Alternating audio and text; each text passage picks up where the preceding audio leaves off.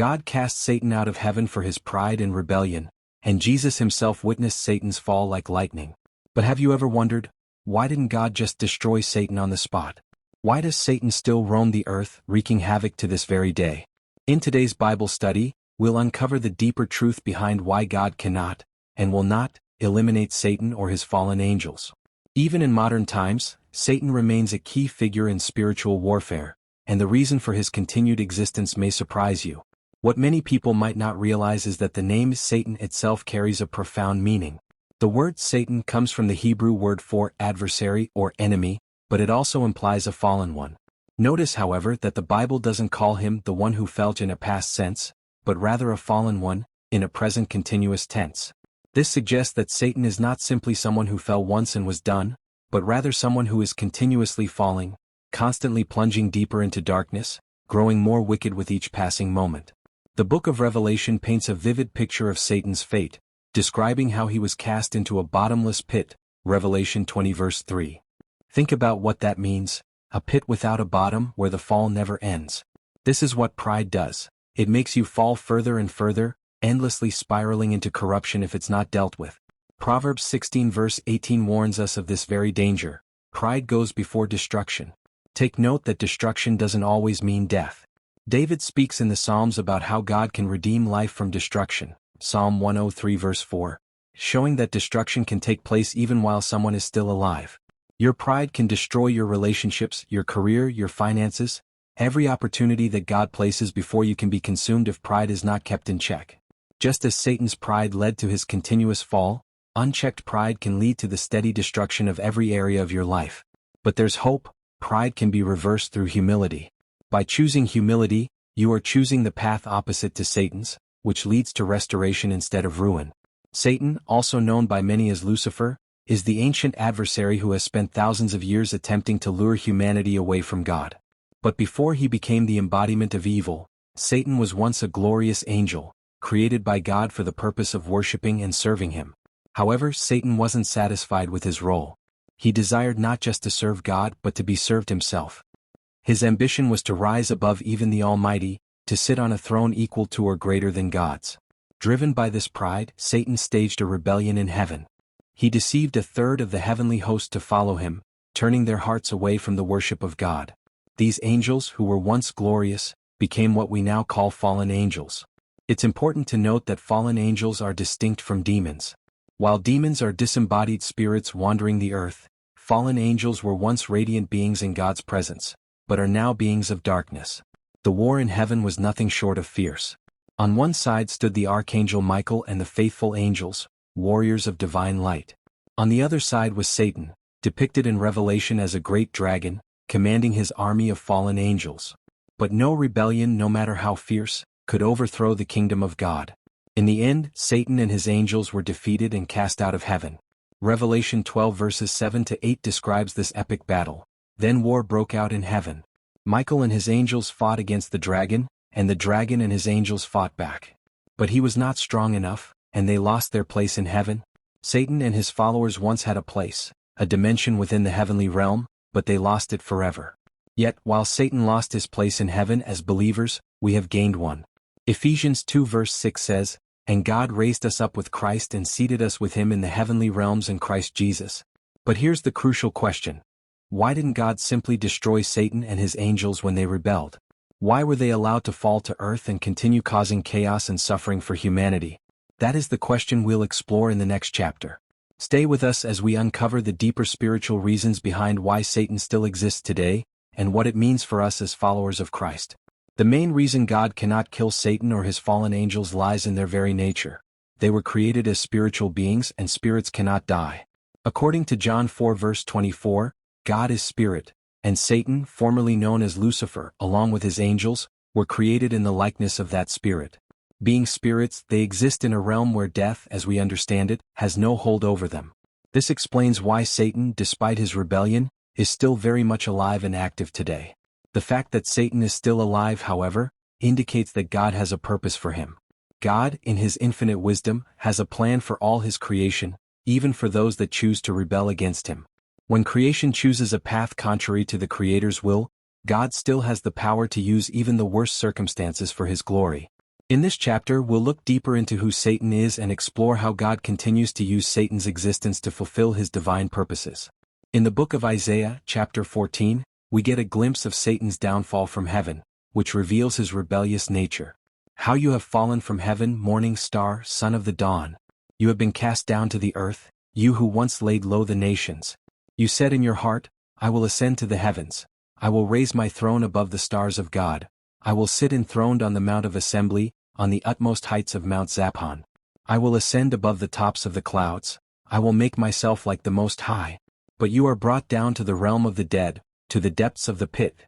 Isaiah 14 verses 12 to 15. This passage paints a vivid picture of Satan's prideful ambitions. Lucifer, which means bringer of light, was not content with his place in heaven. He sought to elevate himself above God, declaring his intent to ascend higher than the Almighty. But instead he was cast down, becoming the fallen one we now know as Satan. His pride led to his eternal fall from grace. Another passage that gives insight into Satan's fall is found in Ezekiel 28. Here the Bible describes Satan as a being of incredible beauty and perfection before his rebellion. You were the seal of perfection, full of wisdom and perfect in beauty. You were in Eden, the garden of God. Every precious stone adorned you. You were anointed as a guardian cherub, for so I ordained you. You were on the holy mount of God. You walked among the fiery stones. You were blameless in your ways from the day you were created till wickedness was found in you. Ezekiel 28 verses 12 to 15. This description highlights the perfection and splendor that once characterized Satan. He was not merely an ordinary angel but a guardian cherub, appointed by God to a place of great honor. Yet in his heart pride grew. He became consumed by his own beauty and corrupted his wisdom for the sake of his splendor. As a result, he was cast out from the mountain of God. This narrative reveals an important truth. Satan's downfall was not just an event of the past, but a continuous process. His rebellion initiated a spiritual spiral, an unending descent into deeper wickedness. What began with pride turned into an eternal fall, a fall that will not end until the final judgment. This is what happens when pride overtakes a being. There is no limit to how far one can fall when consumed by self-glory. Interestingly, Satan, now known as the Great Tempter, was not always this way. He was once a high-ranking angel in heaven, close to God's throne. However, his rebellion transformed him into not only an enemy of God but also an enemy of humanity. As he fell, he could not bear to fall alone. His mission now is to drag as many others with him into rebellion and destruction. The Bible also depicts Satan as the accuser. In Zechariah 3 verse 1, we see Satan standing beside Joshua, the high priest, accusing him before the Lord.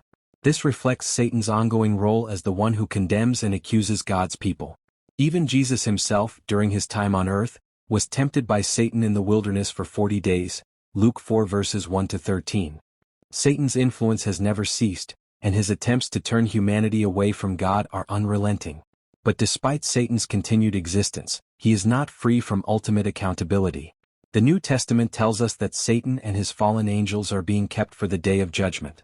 In 2 Peter 2 verse 4 it says, For if God did not spare angels when they sinned, but sent them to hell, putting them in chains of darkness to be held for judgment, Jude 1 verse 6 echoes this, stating, And the angels who did not keep their positions of authority but abandoned their proper dwelling, these he has kept in darkness, bound with everlasting chains for judgment on the great day.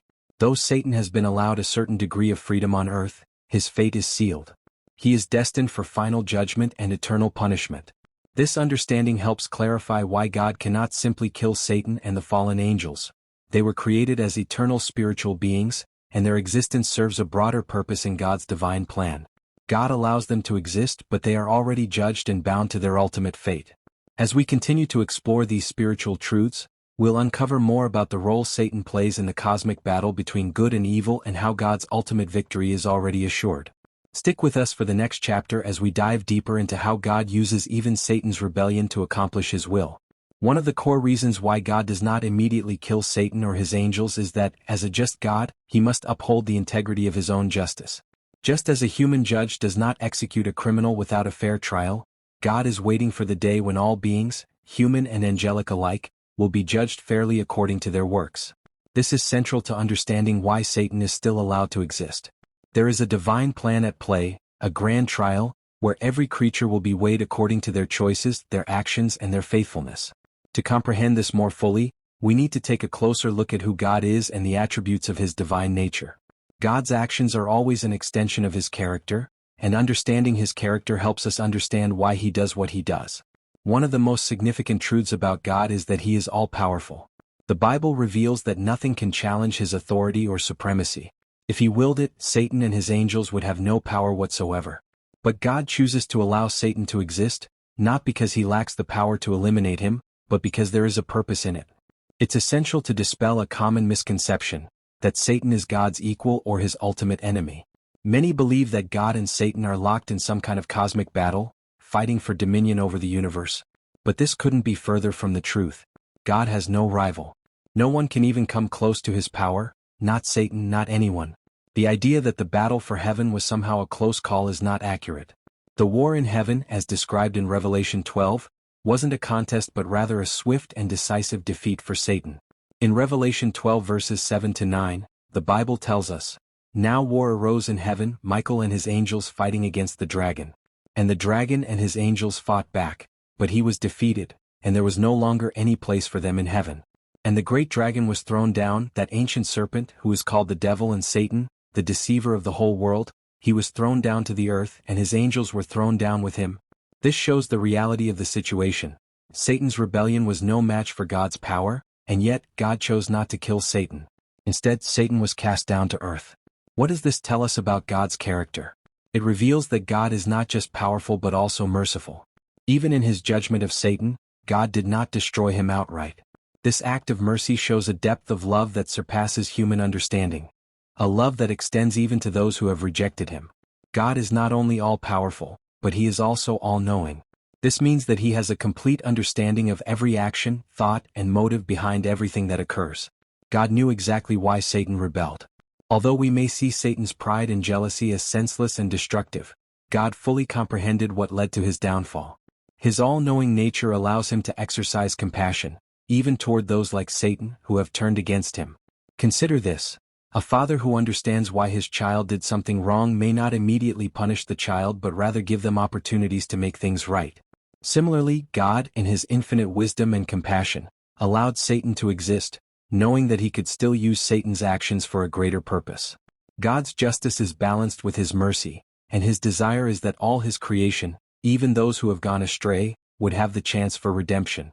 One of the key reasons why Satan still exists today lies in the concept of free will. God has given free will to all his creation, humans and angels alike. He didn't create robotic beings who would automatically follow him. Instead, he gave every creature the choice to serve him or reject him. Free will is essential for love to exist because true love cannot be forced. God desires his creation to love him out of their own free will, not out of compulsion. Satan, like the rest of creation, was given this gift of free will, and he chose to rebel. But if God punishes or kills every creature that exercises free will in a way he does not approve of, then is it truly free will? The reality of free will means that there must be the possibility for rebellion as well as the opportunity for redemption. God allows Satan and his fallen angels to live because he is just. To simply destroy them would be to invalidate the gift of free will. Instead, God honors Satan's choice, though it comes with consequences. Another significant reason for Satan's continued existence ties into the plan of redemption. God uses even the rebellious and the fallen for his purposes. Satan played a crucial role in Jesus' journey to the cross. In the New Testament, we see Satan tempting Jesus in the wilderness. This was a critical moment in the story of salvation. By withstanding Satan's temptations, Jesus proved his worthiness to be the perfect, sinless sacrifice for humanity. Without Satan's temptation, this pivotal moment in Jesus' ministry might not have occurred in the same way. In Matthew 4 verses 1-11, Satan tempts Jesus 3 times, and each time, Jesus responds with Scripture, resisting the temptation. This triumph over Satan demonstrated Jesus' righteousness and set the stage for his ultimate mission, to take upon himself the sins of the world and offer redemption to all. Satan's actions, though meant to destroy, were used by God to prove Jesus' holiness. Moreover, Satan was also instrumental in the betrayal of Jesus. The Bible tells us that Satan entered Judas Iscariot, leading him to betray Jesus to the religious authorities. This betrayal led to Jesus' crucifixion, which was the very act that would bring salvation to the world. Satan thought he was undermining God's plan, but in reality, his actions were used to fulfill God's ultimate purpose of redemption. So why doesn't God kill Satan? It's because he is waiting for the day of judgment where Satan, his angels, and all who reject God will face the consequences of their choices. Until then, Satan's actions, though evil, are being used by God to fulfill his divine purposes, including the salvation of humanity through Christ. God's justice is perfect, his power is unmatched, his mercy is unfathomable, and his wisdom is beyond our understanding. Satan's existence, though seemingly contradictory, serves to reveal these divine attributes in ways that glorify God. In conclusion, God's decision to allow Satan to live is rooted in his justice, his mercy, his knowledge, and his plan for redemption. He will not eliminate free will by destroying Satan now, but he will ensure that justice is served in the end. Through Satan's actions, God's plan for salvation has unfolded, and his victory is assured. The final judgment will come, and until then, we trust in the wisdom and righteousness of God, who uses even the schemes of the enemy to bring about his glory.